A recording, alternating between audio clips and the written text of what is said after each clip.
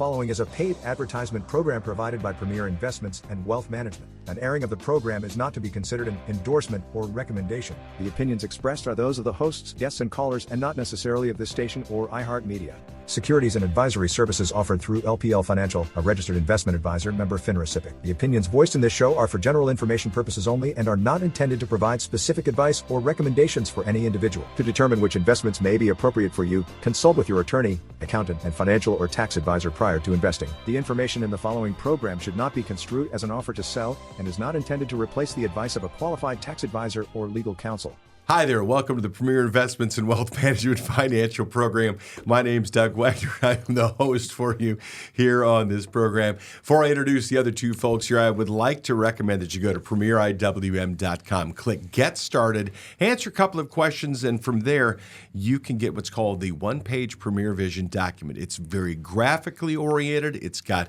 an assessment of where you are, where you want to be based on the way you answer the questions, and steps in how to get from here to there. Do you know if you're ready for retirement? Do you know if you're ready to, participate in funding your child's education? It can't all be scholarships, You need to get in touch with my friends at Premier Investments and Wealth Management at premieriwm.com. Click Get Started, answer the questions. Or you can also call and make an appointment by going to 800-383-6590. That's 800-383-6590. Now, I'd like to introduce the new sheriff in town. Howdy. Sorry. That's Elias Randall. He's Vice President and Wealth Advisor at Premier Investments and Wealth Management. How are you?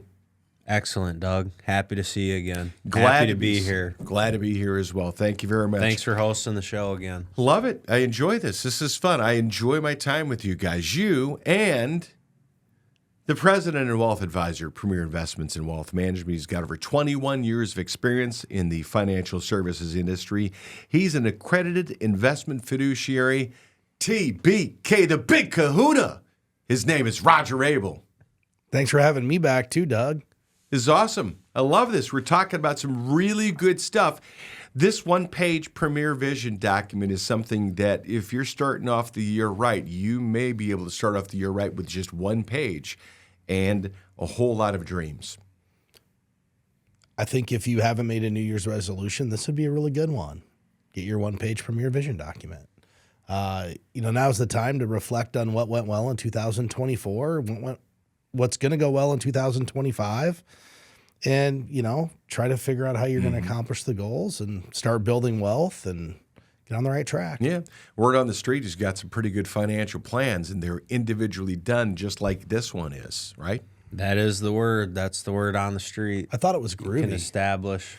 I thought it was groovy financial plans. Groovy. Groovy. Yeah. Wasn't that They're the original groovy vernacular plans. Jonas used? Oh, we'll have to find that. Well, it may be because Jonas is, he's got the groovy whole thing. He's like, anyway, we won't go into Scooby-Doo references. PremierIWM.com. Head over there. Let's move on to the show. The 4 signs you might be on the wrong track for building wealth and what to do instead. This is something where the more I learn from you, the more I understand.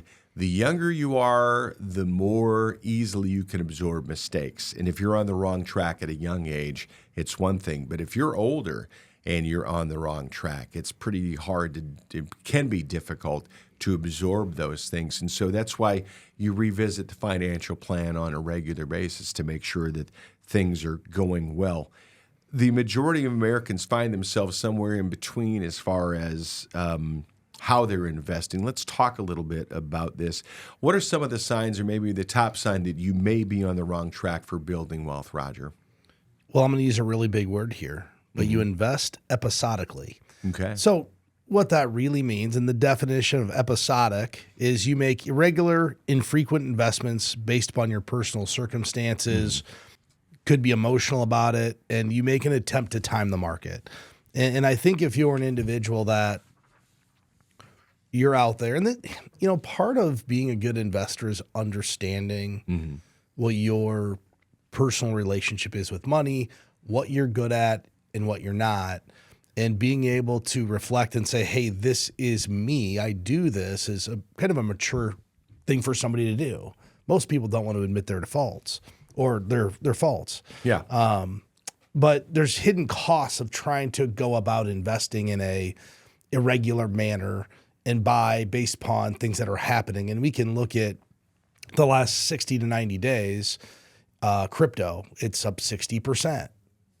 I guarantee you people are like, man, I got to get in now, right? They're doing that. And they're, instead of just doing this on a regular and consistent basis, which most investments, if you set up an ACH plan, or you're doing your 401k plan at work, or a simple plan, and you're contributing every week or biweekly or monthly, you tend to get a pretty good result. But when you jump in and out of the market based upon current trends or feelings or emotions, or what we would call market timing, it just doesn't work out. Molly pulled a study on the probability of being a market timer. It's 0.0 with 200 zeros, 2, 3, and some change. So it's impossible. And it's not that you can't get lucky once, but you got to get lucky twice to be a market timer.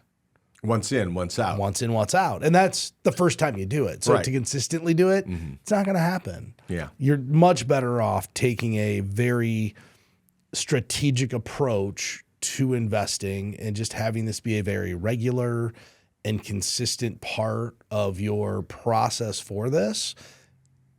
And that takes away the market timing risk that we happen to buy X investment at the very top, and it goes down 50%. You're missing out on the compound interest that goes along with this, Elias, as well. You are, and I think a very common theme in America, everyone wants to be rich, right? Most Americans want to be rich. And the reality of it is most people that live here and accomplish that, they have several things in common. And typically they don't, most wealth is created by the first generation. Right, there are people who are privileged and come from rich families and they're wealthy just because people in their family before them were. But what most people do that have some level of success financially is they don't miss out on compounding opportunities or compounding their wealth because they're investing systematically and regularly, and then they're not making poor investor decisions that are emotion-based. The worst thing you can do as an investor is let your emotions dictate how you're going to invest in the portfolio you're going to own and all those things, because all investors, we face two basic emotions, greed and fear. And those two emotions, they'll just drive you to make bad investor behavior decisions, which will not lead to the best outcome for you. It's Elias Randall, Premier Investments and Wealth Management, premieriwm.com. Also, you can call 800-383-6590. Roger, I think one of the things that you focus on is the importance of having a financial plan. Part of that financial plan is having an investment plan as well. You talk about the outputs that you go through as part of the financial plan, but just as important is making sure you sit down with the people that you represent as clients or as your customers, and you create that investment plan that's tailor-made for their needs, their desire, and their risk level. And most investment plans, Doug, have some common elements, I think, and I think Elias would agree with this, but the common element of most investment plans that sidecar a financial plan is what's the proper asset allocation, what's going to give us the optimal result we're trying to achieve. 2, what's the savings rate need to be? And then we start to develop all the systematic investing strategies around it, which really help eliminate a lot of this bad investor behavior. It reduces market timing. You start to harness the power of dollar cost averaging if you're doing a systematic investment plan. And it maximizes the compound interest. So I think for those people who are who've got a financial plan, they want to make sure they have the right investment plan. Something to start thinking about is how do you set a clear goal for the future? So if you don't have a systematic plan set up, what's the goal for this year? Financial plan says I need to save $5,000. Well, we could save it monthly. We could save it weekly. Well, if we save it weekly, it's $400 or $100 a week. If it's monthly, it's $400. Like, it's pretty simple to do that, but you have to have some clear goals and priorities that you're going to utilize that in. And the beauty of doing it is when you have a financial plan, you can come back and review this every year, and it's like keeping score. Well, my probability of success was X. What is it now? Right. And anytime you start to keep score, you're really kind of making it real. Do you ever feel like your financial goals are just out of reach? It's time to take control of your future with Premier Investments and Wealth Management, your partner in financial independence. Imagine a financial plan that's as individual as you are. At Premier Investments and Wealth Management, our team of experienced advisors will work closely with you to create a roadmap tailored to your dreams. We'll help simplify complex financial concepts, provide clear guidance, and empower you to make informed decisions. Financial wellness is within your grasp. Visit www.premieriwm.com to schedule a meeting with an experienced advisor today. Sort of like the old TV commercial, set it and forget it for a little bit, because you come back and review it, but you don't tinker with it unless there's like a major intervening issue. Even then, you find that it's mostly fine tuning. Right. Very, very rarely do people come in a year later and it's this massive overhaul. The only time you see that happen is someone got a big inheritance or a big life event happened. They might need to make some tweaks or changes. Yeah, that is true. And I think the other thing to point out is just because you're doing systematic investing and executing the good behavior, it doesn't mean you can't make portfolio changes as you go, right? Like trying to time the market and then trying to position your portfolio for kind of the environment you're in, two different things.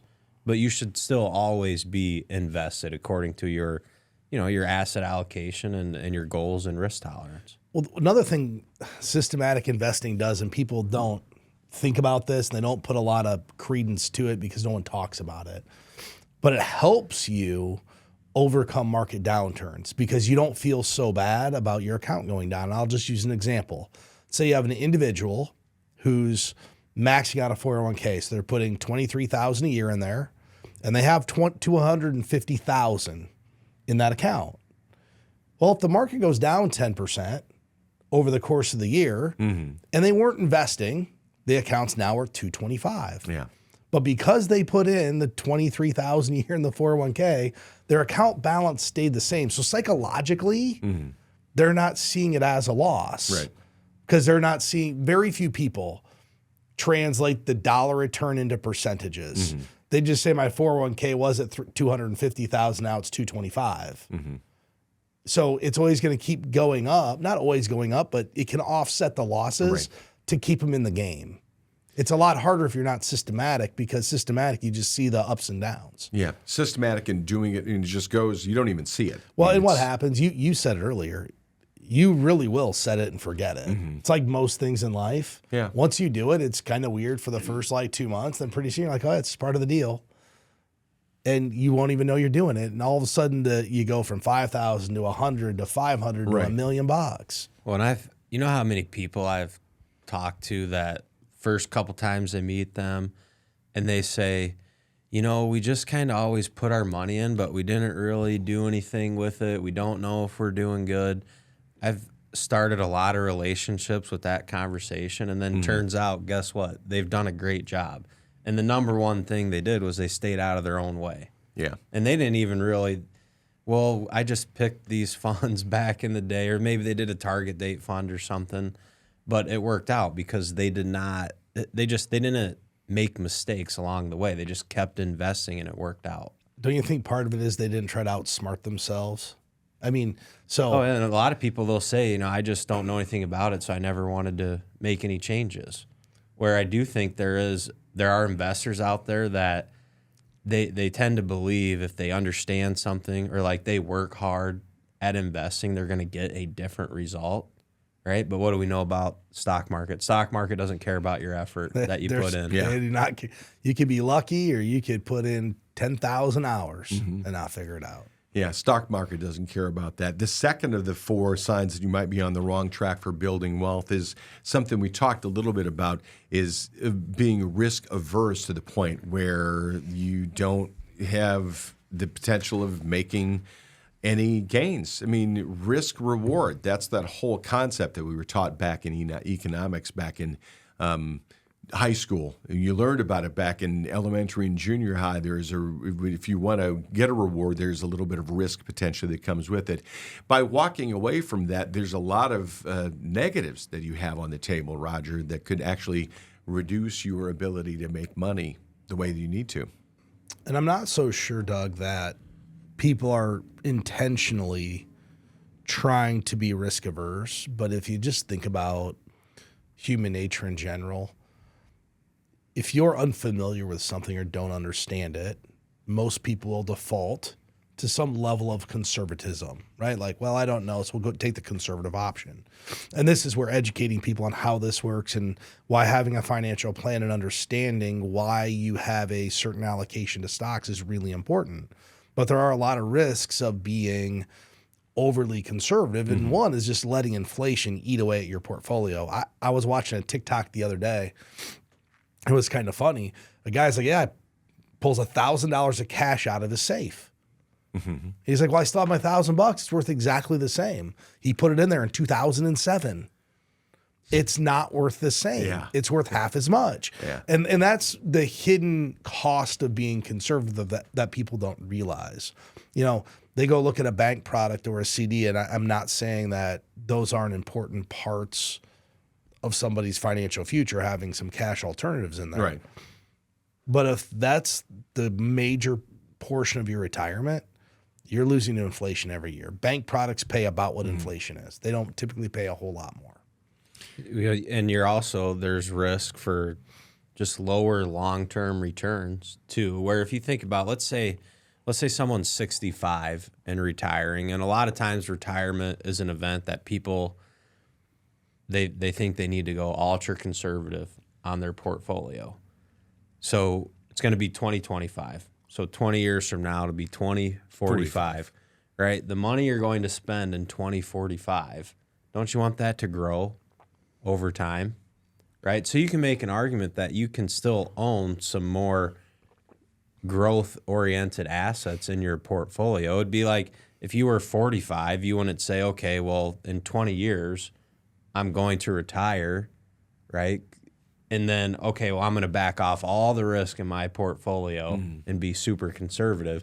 And your time horizon is really your life. How long are you going to live? It's not your retirement date. So you can sacrifice long-term returns as well. And that's how a lot of people, I think, that they maybe got caught up in this trap because they're thinking, all right, once I do retire, I've got to preserve that capital. You all taught me that you have to maintain investments because you've got to stay in touch with the amount of inflation that's out there because you don't want to outlive your retirement money.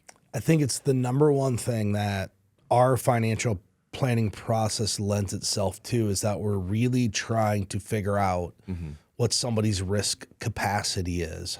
And if you haven't heard us mention that, risk capacity is strictly how much risk you need to take to get the optimal outcome in retirement. And it's different for everybody. It's not the same. But once you understand why you need to have 60% stock or 80% stock, you're much more willing to stick to that overall investment process and plan than if there was no reason or, well, these are good investments. Well, yeah, they're good until they go down in value. If there's no purpose behind it, people don't stick to it. I have numerous stories I could tell you about individuals that have stayed in the market through COVID, through 2022, through the fourth quarter of 2017 when Trump was first got in office, all these different stories that all come back to, let me model what it looks like for you to go all cash, and the probability goes from 80% to 0. Yeah. And they're like, well, I guess we shouldn't do that. I'm like, yeah, I guess not. And seriously, they've made it through the last 3 kind of what we call little mini storms unscathed. And now this individual that I'm referring to, they never ask about it. It's still painful, right? When you see your account go down. I mean, Yeah. it's never no one's ever gonna see their account go down and go, "Oh man, that's great." But then you get to look long term at it because you've educated yourself and been educated by you all at Premier Investments and Wealth Management, because you're not just about selling them something in order to fix the problem. You educate the people that you work with as well. Do you want to know what's worse? What's actually worse is watching the account go down and not know why you had that much risk. Mm-hmm. Because now you don't need to quantify what to do. Like, you don't know what to do. If your account, if you had $500,000 and it went to 400 and you didn't know why you owned it, you're much more likely to make a bad investor mistake and be emotional and say, well, we have to do something different versus, hey, you own this portfolio because this puts you in the best position to win. You have much more conviction to stick with it. And that's why risk capacity is probably the most important thing out of this financial plan for people who are retired. Do you ever feel like your financial goals are just out of reach? It's time to take control of your future with Premier Investments and Wealth Management, your partner in financial independence. Imagine a financial plan that's as individual as you are. At Premier Investments and Wealth Management, our team of experienced advisors will work closely with you to create a roadmap tailored to your dreams. We'll help simplify complex financial concepts, provide clear guidance, and empower you to make informed decisions. Financial wellness is within your grasp. Visit www.premieriwm.com to schedule a meeting with an experienced advisor today. Halfway through the 4 signs that you might be on the wrong track for building wealth and what you need to do instead. Premier Investments and Wealth Management at premieriwm.com, along with Roger Abel and Elias Randall. I'm Doug Wagner. Number 3 is putting your immediate needs first. That's the next thing. And this is something that there are a lot of people do. And a lot of times it happens if you're maybe younger, maybe a little bit more immature. But then, I saw somebody had a sign is that if you're not living outside of your means, then you're really not an inventive person. And I just was like, that's not a good sign right Where there. did you see that? I saw a little sign in somebody's desk. And I was If you're like, not living not outside of your means, then you're not really an inventive person.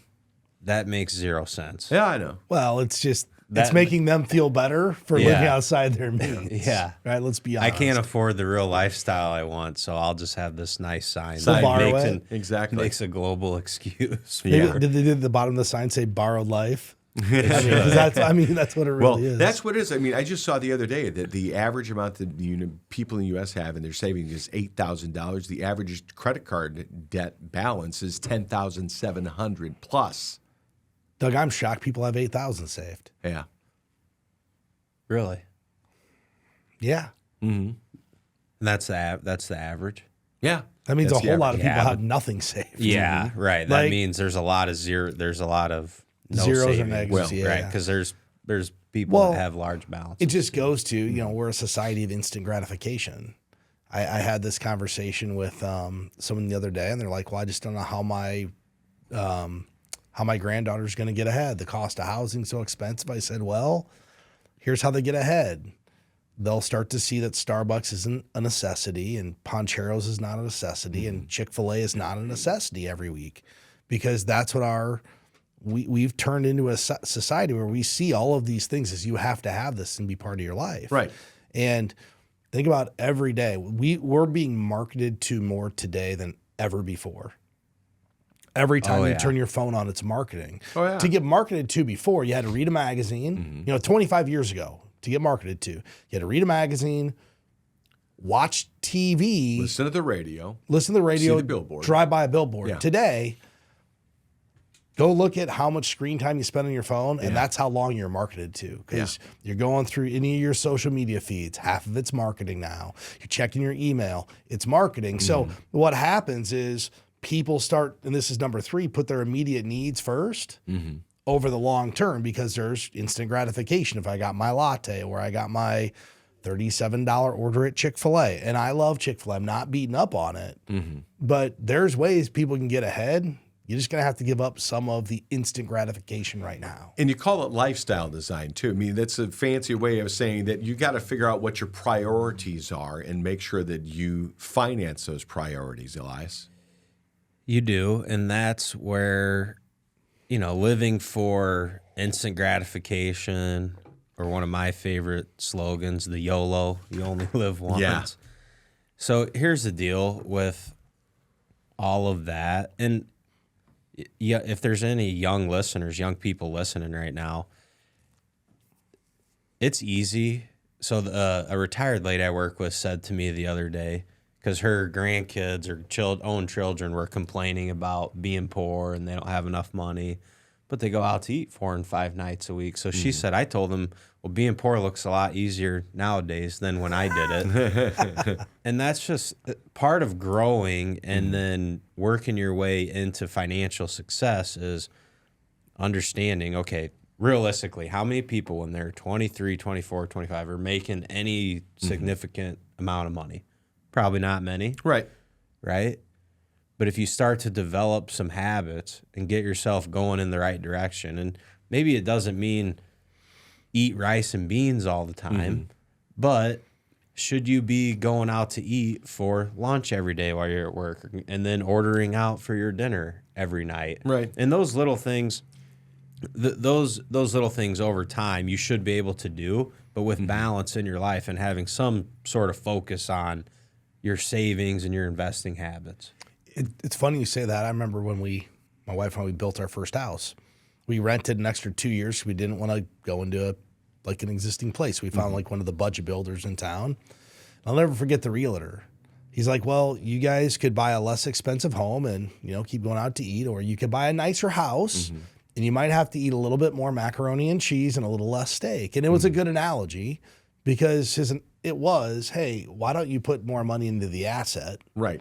Versus into a little bit nicer dinner. He made the exact comment to me. I'll never forget it. I'm like, yeah, I could do a little bit more macaroni and cheese and get a nicer house. Final couple minutes of the program here, and I'm going to do this and sort of go into number 4 is that you repeat bad habits, because if you're constantly going out for lunch, constantly going out for dinner without offsetting it somewhere else in your life. For example, I know somebody who did that. They were able to pay off their first house, and they've done nothing but buy with cash since then. They went out to dinner for every meal. You look in their refrigerator, and it's just like you open it up and you hear crickets chirping, metaphorically. But the offset is that she was a seamstress, and so she made their clothes. So she made the pants, she made the shirts, she made all the stuff they'd buy there. So you've got to make sacrifices, but don't repeat bad habits. And this is where you come in as financial professionals. The final minute and a half here, Roger, is that you can work with families in order to become that individual so that you can help them figure out, where am I going wrong and how do I get this on the right track for building wealth? That's for sure. And the number one way to break the habit of always spending on other stuff is just start paying yourself first. If you pay yourself first every single month, a lot of the stuff doesn't matter. And it alludes to what Elias talked about, lifestyle design. Live whatever life you want. Just make sure you're saving what you needed to get where you want to go and accomplish all those goals. And, you can still have some bad habits and be on the right track. And what the illustration we did the other day, was it $1,500 a month for 20 years? 1,600. It was $1,600 a month for 20 years invested in the market. Yeah. $1 million. Yeah. So that should be achievable for almost everybody. It really should. And if you start younger, the better off you are. It's less. Yeah. It's a lot less. Well, Warren Buffett the other day, I was reading that little article. His first stock he bought, $114.75. And he said, if I just would have invested that in the S&P 500 over the course of my lifetime, it would have been $400,000. $114. Right. But you start to think about that. He said, everything that's happened, all the wild stuff, all the different markets, good markets, bad markets, inflation, turned $400,000. It's opportunity. Not that hard. Yeah, it's all opportunity. And an opportunity for you at premieriwm.com. Click Get Started, answer a couple questions, get your Premier Vision document. Or you can call for your appointment. What's the number, Elias? 800-383-6590. For Roger and Elias, I'm Doug Wagner. We'll talk to you next week. Securities and advisory services offered through LPL Financial, a registered investment advisor, member FINRA SIPC. The opinions voiced in this show are for general information purposes only and are not intended to provide specific advice or recommendations for any individual. To determine which investments may be appropriate for you, consult with your attorney, accountant, and financial or tax advisor prior to investing. Premier Investments and Wealth Management and LPL Financial do not provide tax advice. Please consult your tax professional. Economic forecasts set forth may not develop as predicted, and there can be no guarantee that strategies promoted will be successful. There's no guarantee that a diversified portfolio will enhance overall returns or outperform a non-diversified portfolio. Diversification does not protect against market risk. All performance referenced is historical and is not a guarantee of future results. All indices are unmanaged and cannot be invested into directly. There is no assurance that the techniques and strategies discussed are suitable for all investors or will yield positive outcomes. The purchase of certain securities may be required to affect some of the strategies. Investing involves risks, including possible loss of principal.